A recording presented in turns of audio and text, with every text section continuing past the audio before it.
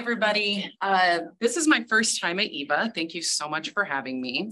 I'm really proud to represent a team of graduate students from Southern Illinois University of Carbondale. But before we get started with the talk, I have a very important question for all of you. Who are you? Who are you? Student from Chinese. Student from China. Okay. And who are you? I'm just a retired gent who's coming to have a nice time. A retired gent here to have a good time. Okay. So look to your neighbor. Just look. Take a look around the room. And now I want you to turn your attention inwards. We've had a lot of really fascinating conversations about the external world. I want us to take a moment to go internal. So ask yourself, who am I? You can stare off into space if you'd like. So there's the world that we understand and know as our inner world of who we are. There's the world that society tells us we are a part of. And then there is AI. And so I'm wondering, as I look at everybody in this room, what would AI think about you? Who would AI think you are? So we are, I just noticed we can't see anything on the screen. That's because AI stopped you. I know, I was like, no, you can't do this.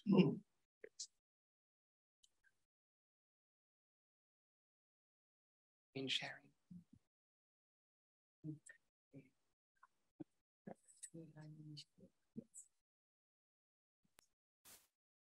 You know, you can actually see. That's much more helpful.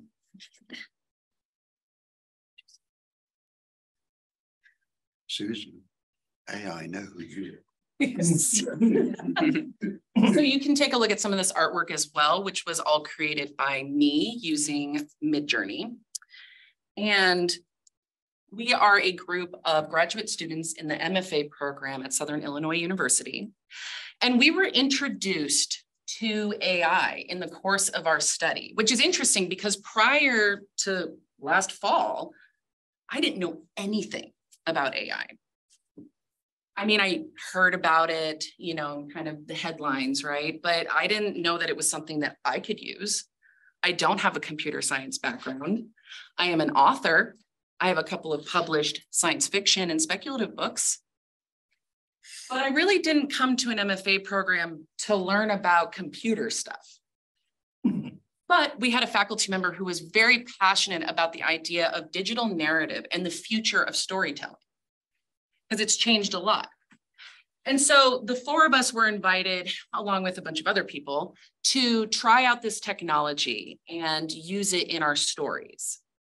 And what we found was that not everybody was having the same experience when they tried to use Midjourney. And what I mean is that the way AI represents certain marginalized communities is very different. And why is this important is because generative AI is accessible to creators now all over, as you were saying in your presentation. It's become accessible. Anybody can learn how to use this. So you have a much more diverse and inclusive population of people who are using a technology that actually wasn't designed with them in mind. The other important aspect is that the quality has improved so much that a recent study has shown that consumers actually can't tell the difference. And, you know, we hear about deep fakes and we hear about, you know, copying people, copying artists, training AI to mimic people's voices.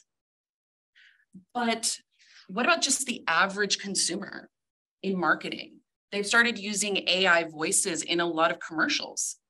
And you can kind of still notice sometimes because it's not quite fluent, but it's getting there.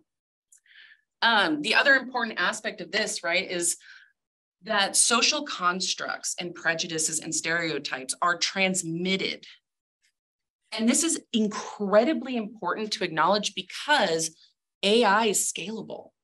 to an extent that is shocking and in a lot of ways disturbing, especially when we consider who knows how to use it, who is using it, and who is invited to participate in the conversations about what it should and should not be able to do. So I just start this by saying, I want to acknowledge that oppression advantages some and disadvantages other people. And that's a reality of the world that we live in. So we as creators, when we started using Midjourney and Night Cafe, which we'll talk about in this presentation, we started to notice that there were certain advantages and disadvantages that we could actually see for ourselves. So I want to also acknowledge there's some caveats, right? First of all, we have to be able to see the problem before we can understand it. And so our work is an attempt to do just that. AI is still learning, and so are we. There's this idea that we are teaching AI. We are learning from AI as AI is learning from us, as we are learning from AI, and so on and so on and so on, right? And we've seen that in a lot of the presentations so far. So there's a real opportunity to be self-reflective. We used visual methods and observations to capture what we experienced when we were creating these pieces. And it's kind of ironic because the paper in some ways is already obsolete. We wrote it last year, Midjourney version 3. We are now on Midjourney beta 5.1. Which we'll see some examples of, but you will notice in the pieces that I shared, it's like, oh, wow, things have already changed dramatically since September of last year. So I want to acknowledge all of those realities. I still think the work is important though, because this is a snapshot in time. The truth is we are living a social experiment in real time with no controls, right? We actually don't know what's going to happen. We haven't gone down this path before. We have a lot of science fiction and speculative fiction that tells us what might happen, but the truth is we don't know. So Dajonea Robinson, who's an amazing creator, focused on Black beauty, specifically how Black and brown beauty is interpreted by AI, which the vast majority of people who have been working on AI are of a certain demographic. And I think that's really important too. When I look around this room, I asked, who are you? I think it's important to also acknowledge who's not in this room, right? There's an opportunity there.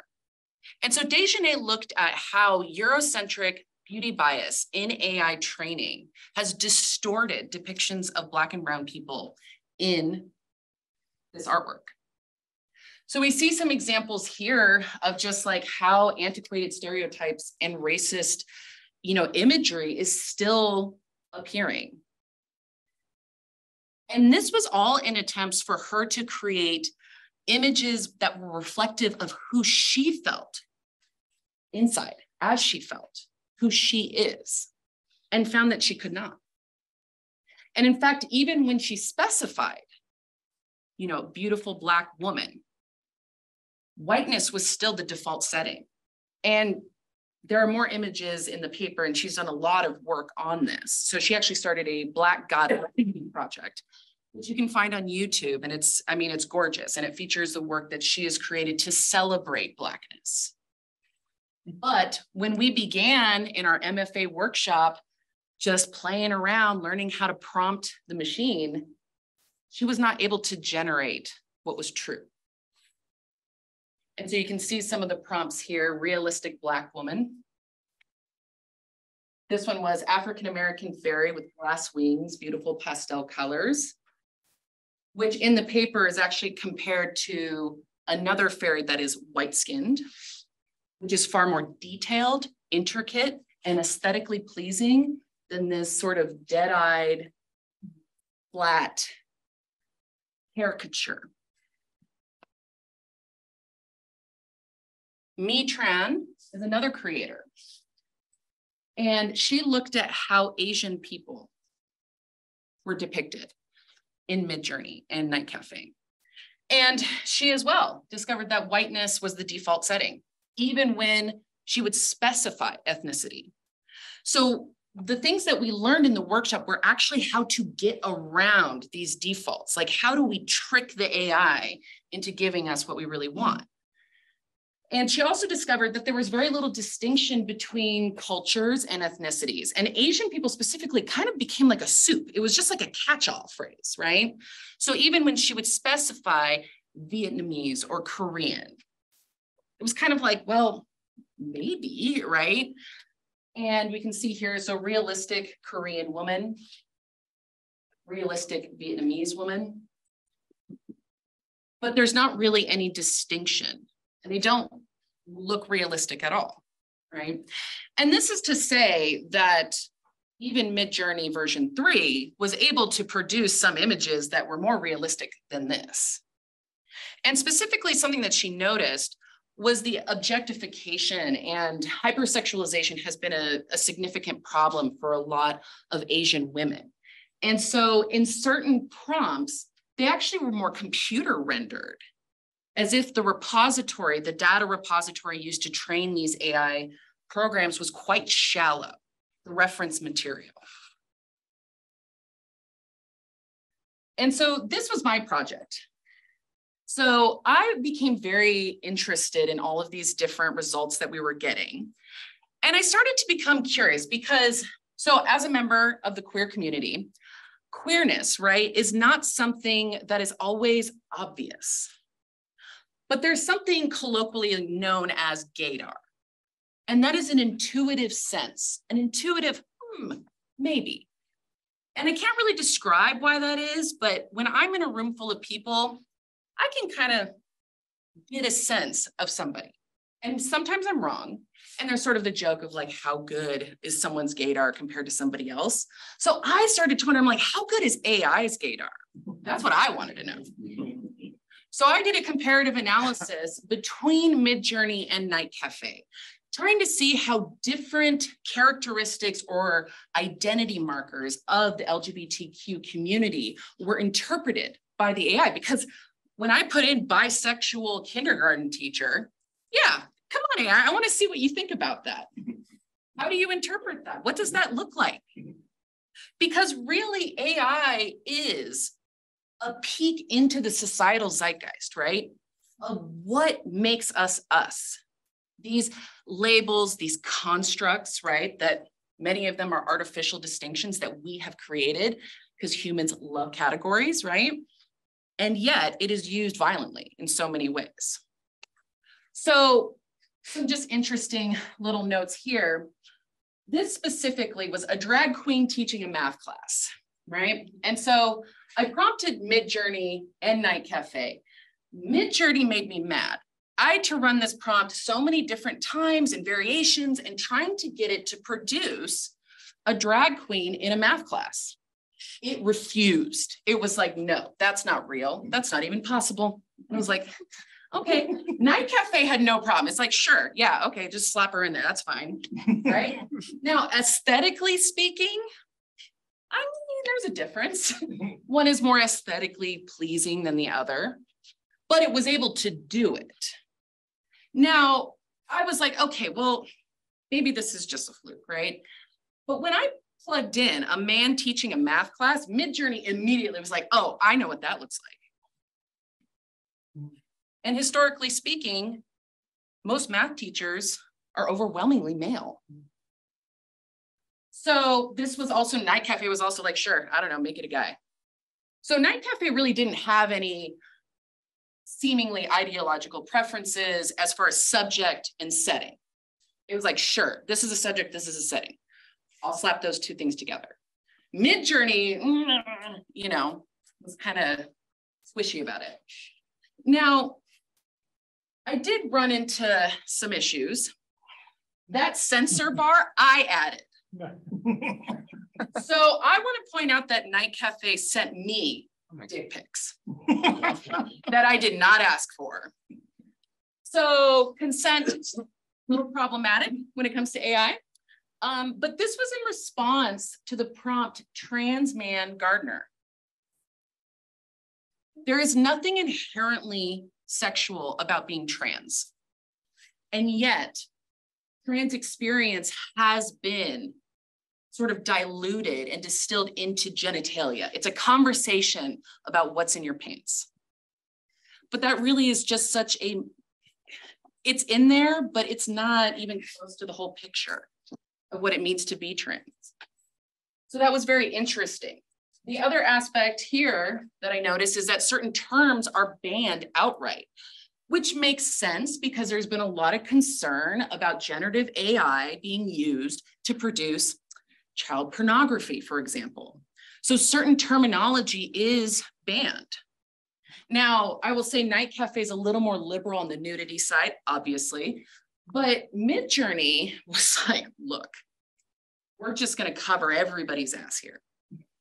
And so it banned all kinds of terms, kind of arbitrarily, which is also interesting because we don't know where those term lists come from. So they banned ovaries, but not uterus, for example. Why? I don't know. But more problematic than that was that the word intersex was banned. That's a person. That's somebody's actual lived experience. As an intersex person looking to create art that is reflective and representative of my lived experience, seeing that that was banned, very interesting. Also not a small population of people. So some of the problems, are that we just don't know where those lists come from or the data that they use to train the AIs. So Whitney Graham is a trans man, and it's not all bad news, right? Because he used artwork to create affirming imagery that celebrates the trans experience. But again, we have to get really creative. And the importance of counter narratives, like it can't be understated. We're working against a mainstream messaging of what is normal, which again is a construct that we've invented. That's not even real. Because there's all sorts of different types of people. So affirming representation is very important because mental health, trans people are more likely to kill themselves than almost any other demographic. I think it's like 1 in 4 Black trans women are murdered in the United States. These have real stakes, is what I'm saying. So some things have already changed. I went ahead and created some of these images. Midjourney version 5. We've come a long way. These look like real people. And I'm very pleased to announce that this was what I got when I put in intersex student. It is no longer banned on Midjourney. So change is possible. Unfortunately, not everything has changed. These are a lot of headlines. We've seen them in some of the other presentations. There are real concerns about how AI impacts marginalized communities who are most likely to be excluded from conversations about how technology that they don't have access to impacts and exploits them. That's a problem. So we have suggestions. These are not conclusions because nothing is conclusive at this point. But we need to involve communities in decisions about how AI is trained. We encourage companies and developers to actively seek out feedback about the downstream impacts on communities. Participate, and this is for all of you in the room, participate in conversations that impact your community. That's part of what Eva is doing right now, is talking about how it's impacting the arts, for example. But think about, who am I? And this is especially important when we consider that AI is now being used in healthcare, financial, like there are a lot of fields being impacted. And also just acknowledging banning AI is not going to work. It's already here. It's already being integrated in how we do everything. But how we implement it, cultivate it, use it for pro-social benefit, that work is just beginning. So thank you very much. Here are some links. If you're interested in more of the creative work that we're doing with AI, Whitney Graham has a great Flickr. He creates amazing artwork. On YouTube, Dajonea's Black Goddess, Black Beauty Project can be seen. I have some videos up there as well that I created films using AI. And you can follow us on Instagram. And I hope that we can continue this conversation. Thank you.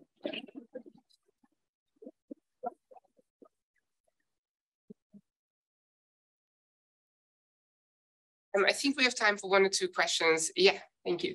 Hi there. I really enjoyed your talk. Thank you very much. I suppose I want to talk a little bit about the relationship between users and the people that own AI, you know, because it's not a democratic system. You know, the whole point about AI is it's a really smart business model for taking ownership of things we did that are now going to be owned by a particular company or something, you know, and that's why all that money is being pumped into it, is because it's going to make them a lot of money, not make the world a better place. And I suppose what I'm really thinking about is, you know, is writing a few letters going to do anything? You know, is that really enough of a response from users? You know, I'm always aware that, you know, every time you use AI, you're actually giving them something for free. You're giving them a creative decision, which they'll then sell back to you, you know. That's a yes and question, right? Because like, I want to acknowledge, yes, capitalism is real, profiting off of other people's labor, exploitation, a tale as old as time, right? And the truth is that there are a lot of communities that are gaining huge benefits from being able, especially in generative AI, to create images and experiences that reflect a reality that they can concretize and then share with others. So there are huge sort of grassroots communities that are working together and sharing in that experience. Now, as far as what do we do? Write some letters? Well, that's a start. I mean, if every single person in this room wrote a letter, there'd probably be more letters than they received on this subject in the last year. Unless you're in education, because they're really scared about plagiarism. Yeah, it's not enough, but showing up at EVA, publishing papers, having conversations, that does affect change. We're really running a little bit against time, but should we have 1 more question maybe? Yeah. Just want to rebound on what you said. You said you use the AI, you're helping the system. But one easy example is Adobe, which does Photoshop and Illustrator and everything, doesn't ask you to contribute to their own AI. So if you're using Adobe, by nature, every production you do is included in their AI. So I'm not sure there's any place where people say, let's stop Adobe. We don't need Adobe, you know, especially when it's a cartel like this. So the fact of you can do something is depending on who you're working with and what company provide you those kind of. It is really about public debate also. So yeah, thank you so absolutely. much. Thank you. Thanks.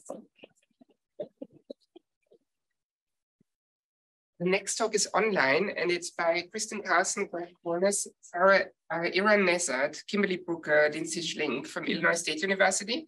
And so it's about sounds of connection, tactile support for family engagement and elderly memory care residents.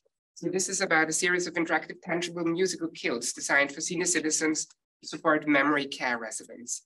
So we have this group online, I believe. I'm gonna try and see if they can join. Yeah. Greg is a co-host. I'm online. Hello. Hello. Hello. And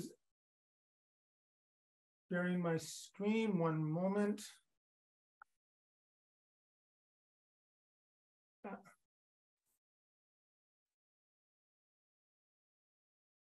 You should be able to share your screen. Yeah, I'm just gonna try to get into full view. It's not going, so maybe I'll just end.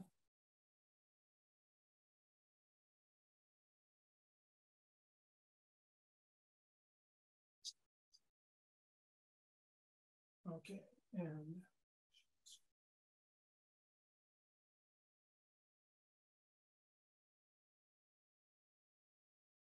Classic. All right.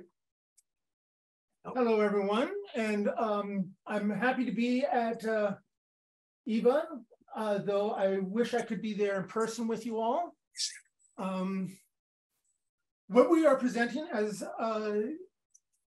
it was introduced, a project we did for making tactile, what we're calling sound connections, tactile support for family engagement in elderly memory care residents. There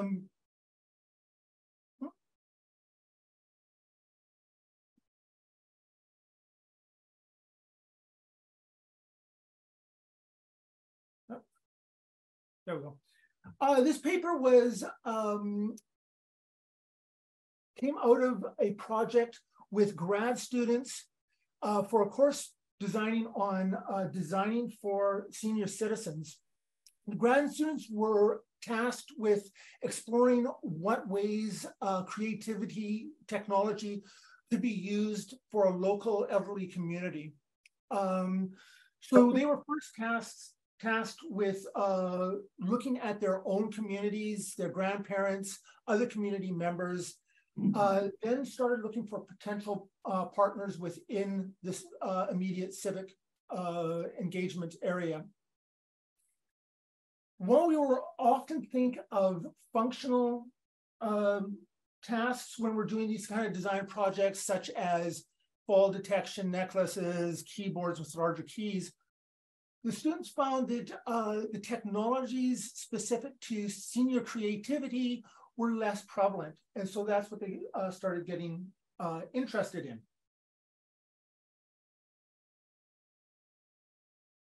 So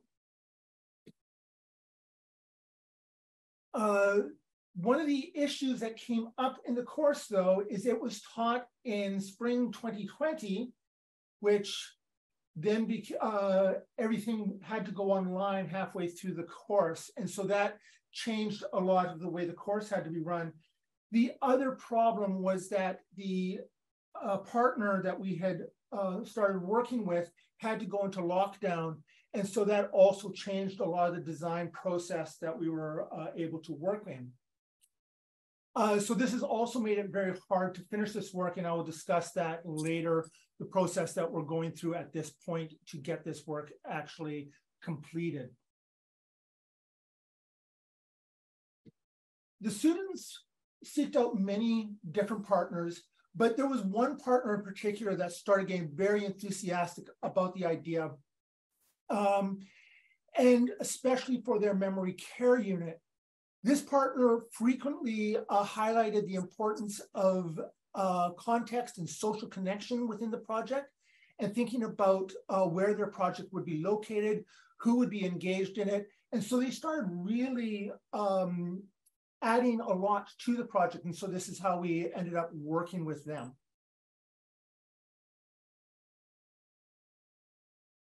So that the care facility that we started working with was really excited about looking at different activities. This is a generic image. We aren't using any pictures from the facility itself, but they were really interested in looking at different activities and what were the activities that we could engage with. One of the things that they kept bringing up was that it was important not just to think of the resident, but of the whole family as the care object, as who we were engaging. That especially in this situation, the residents that were in the process of losing memories, that helping them engage and connect with their family was one of the primary interests of for the client, for the partner within this.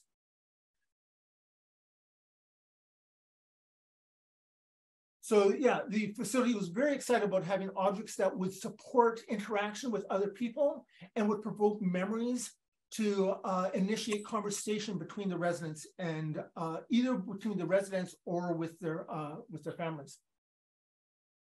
So during the design process, we did look at other projects have been brought into senior residence. One in particular, this one with CEO Copeland, Sanjiang, and this was a LED greeting card project. But we also looked at things such as jewelry and knitting groups. But when COVID hit, those kind of projects became less possible. And the venue we were working with was really interested and wanted to have an installation that they could have as a continuing project, not just workshops that people came in and did, but they wanted something that became part of the environment that the residents were in. So we started talking about decor on walls and music being played and these other ideas. So the students started looking at making tutorials for helping the residents have Zoom or Skype meetings with their families. They started looking at other tutorials for FaceTime, Duo for recording their own memories. But all these still fell a little bit flat with the idea of teaching, etc. And so we ended up with this idea of quilts that could bring in memory of their ideas of music and experiences. So this slide gives a little bit of background of what the students found and what memory residents are dealing with. Residents in memory care are typically trying to manage symptoms of cognitive decline, such as memory loss, learning impairment, confusion, which can lead to anger, depression, and more importantly, not living and enjoying their normal life anymore as these declines start taking hold. Reconstruction quality of life is an important feature for assisted living. It can include reconstruction levels of interaction and care with residents, programming, social events, all these ideas, but it also, care facilities often search for opportunities to provide new prompts for engaging memory care residents and their visitors to bring back old memories.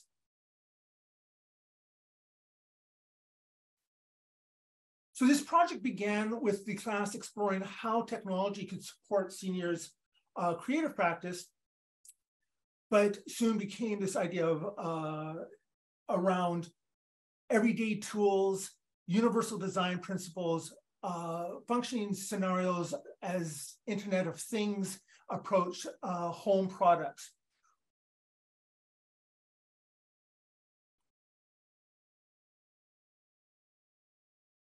We shifted to more of a crafting approach.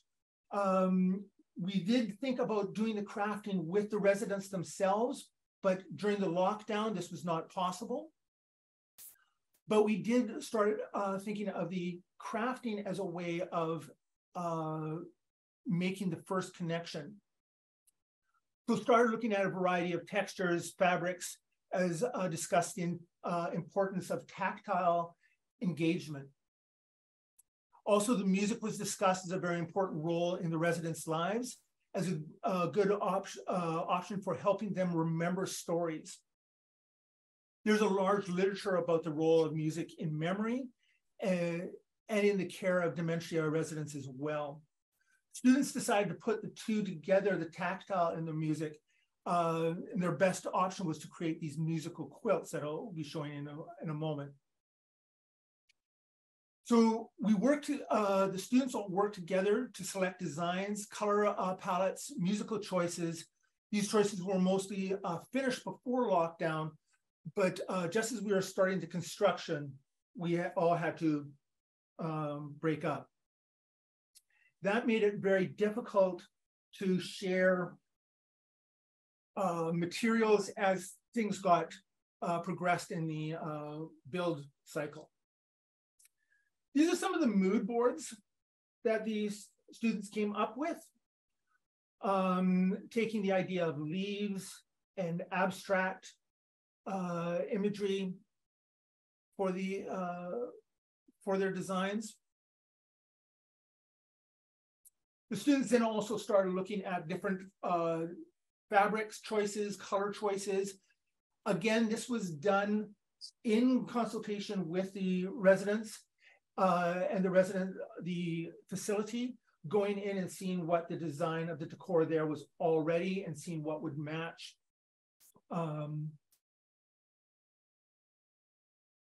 And so this is an image of one of the first mock-ups where we had the different circles having different textures. Each one is a separate switch that can turn on a different sound object. Generally, these are older music tracks. The whole structure is built around a frame, so it can be removed and washed, where the electronics is just lying underneath it. And the whole structure works off of a very small Raspberry Pi for the playing of the sounds. In order to create the nice tactility, we explored a number of different buttons, ways of forming soft buttons that would still remain tactile. The goal was to get something that was soft, reliable, robust, but also responded to the whole area. So these circles are about 4 inches, 5 inches in diameter. So we needed a way of creating something that no matter where you touched it, it would still respond, so that the interaction was maintained. These are some of our first prototypes. The advantage of this prototype, this is a soft substrate between two foils that would create the switch.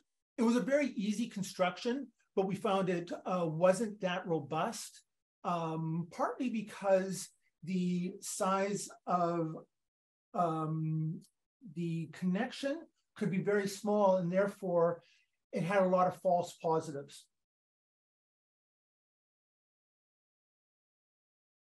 So we've gone to a new design, and this is working with a lattice of conductive material. On the right, you see an image of interlaced lines that are conductive. Each second one is connected to a different wire, so that by touching the two together, they become a switch. The foil on top then becomes the way of connecting the two. This has proved to be a lot more robust, but the design, the build time is a lot longer on this design. So this is the final fabrication that we're now in the process of doing. Like I said, the advantages are that this is a lot more robust. A lot more of the material can be soldered. And worked. But the disadvantage is that it's taken a lot more time to create. And at this point, the course is over. So finding the time, getting student volunteers to work on the project is proving to be a lot harder. However, we are still working on getting these to the venue. The venue has still expressed interest in having them up on their walls. So we're hoping to, in the near future, get data on how the design process, the impact of the design process, and if our design ideas have actually worked out the way we expect them to. Thank you.